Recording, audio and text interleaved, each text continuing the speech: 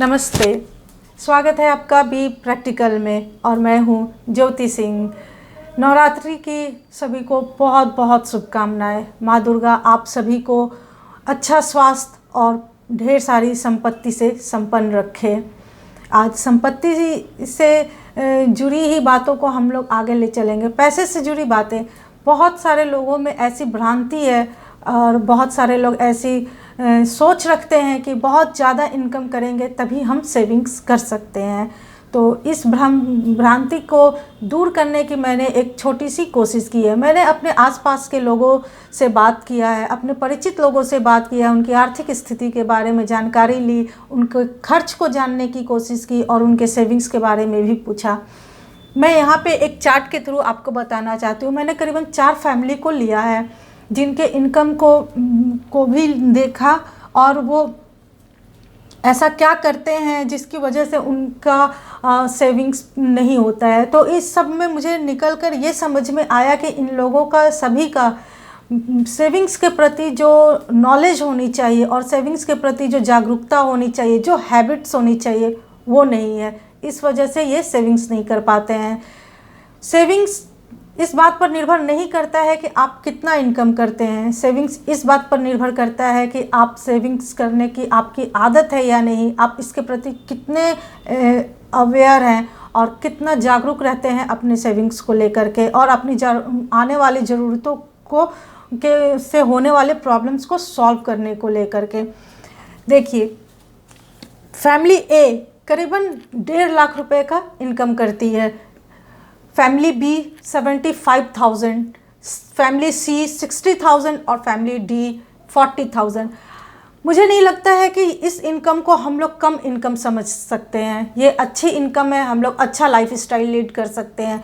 तो life style तो ये लोग वाकई अच्छा लीड करते हैं, बट ये प्रेजेंट है, ये लोग फ्यूचर के बारे में नहीं सोचते हैं। इन लोगों से मैंने बात करी तो इन लोगों ने कहा कभी हम लोगों ने ऐसा सोचा ही नहीं अपने फ्यूचर को लेकर, अपने रिटायरमेंट प्लानिंग को लेकर या अपने आने वाले बड़े खर्चों को लेकर, जैसे मैरिज है, बच्चों के हाई एजुकेशन की बात है। इन सब को लेकर के इन लोगों ने कभी गंभीरता से सोचा नहीं। मैं यहाँ क्लियर कर देना चाहती हूँ कि ये चारों फैमिली ऐसी है जिनका अभी बच्चों का एजुकेशन के ऊपर कोई खर्च नहीं है। यहाँ पे नो एजुकेशन। इन चारों के बच्चे अभी छोटे हैं और ये चारों फैमिली अभी एजुकेशन पे खर्च नहीं करती है। तो ये फैमिली करती क्या है इतने पैसों की? सेविंग्स के प्रति इन लोगों का देखिए, इन लोगों का सेविंग्स कितना कम है। 1.5 लाख कमाने वाले भी 5,000 रुपये महीने खर्च करते हैं, सेव करते हैं 5,000। 75,000 तो सेविंग ही नहीं करते हैं। इनके थॉट को और इनके सोच को समझने की मैंने कोशिश की। इनका कहना है एंजॉय लाइफ, ये लाइफ को एंजॉय करते हैं, ये अपने सारे पैसे अपने लाइफ स्टाइल पे खर्च करते हैं।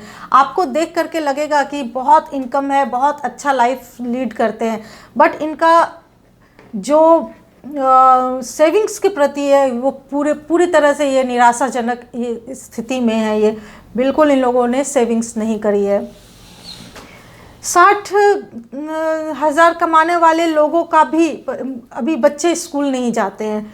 सेविंग्स 2 से 3,000 है। पैसा कहाँ खर्च हो रहा है, इनको खुद को नहीं पता होता कि हमारा पैसा कहाँ खर्च हो रहा है, कैसे खर्च हो रहा है। 40,000 के भी वही हालत है। इन लोगों का भी सेविंग्स ऑलमोस्ट ना के बराबर है। कारण क्या है? इन सब के साथ एक कॉमन बात क्या है? इन सब का लोन चल रहा है। ऑब्वियसली आजकल हम लोगों को लोन बहुत इजीली मिल जाता है। जो फैमिली ए है ये भी लोन लिए हुए हैं। इनका लोन होम लोन है जिसके पीछे इन लोगों का बिग अमाउंट खर्च होता है। सबके साथ वैसा ही है, किसी का पर्सनल लोन है, किसी का कार लोन है। तो इन लोगों का जो इनकम है उसका एक हिस्सा तो खर्च होता है लोन में। ठीक है, हम लोग अपनी ज़रूरत को पूरा करने के लिए, हमारे अपने डिज़ायर्स को पूरा करने के लिए लोन लेकर के हम लोग अपने सामान को खरीद तो लेते हैं, लेकिन उस दौरान हम लोग अपने सेविंग्स को बिल्कुल नील कर देते हैं। सेविंग्स के लिए हमारी सोच क्या है? सेविंग्स के लिए हमारी अक्सर सोच ये रहती है अभी समय है, कर लेंगे ना आगे चलकर, अभी समय है, कर लेंगे आगे चलकर।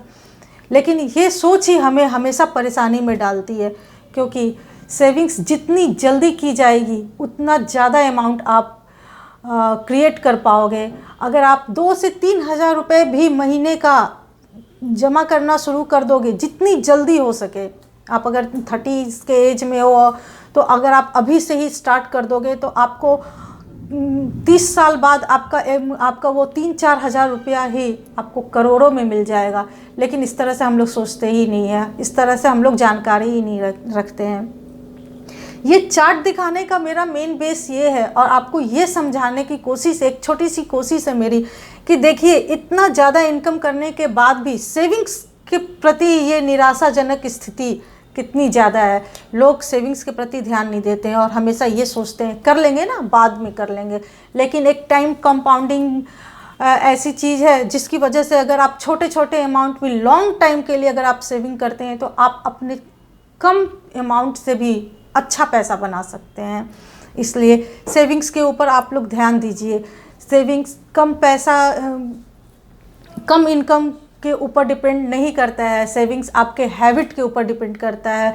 आप जितना ज़्यादा पैसे को रखने का सोच बनाएंगे, वैसी प्रवृत्ति बनाएंगे कि नहीं हमें अपने पैसे को रखना है आने वाले ज़रूरत में खर्च करने के लिए, तो आप सेविंग्स कर पाएंगे। सेविंग्स के प्रति आपको जागरूक होना पड़ेगा, तो आप एक अच्छा अमाउंट जमा कर सकते हैं। सेविंग्स के लिए मैंने 50-30-20 रूल पहले भी अपने वीडियो में बताया है। आप उसके थ्रू भी आप सेविंग्स कैसे कर सकते हैं। अपने होने वाले जो इनकम है आपका रेगुलर इनकम, इसी में आप इसको ध्यान दीजिए और अपनी गलतियों को अभी से ही सुधारते हुए सेविंग्स स्टार्ट कीजिए। आज के लिए इतना ही। Thank you.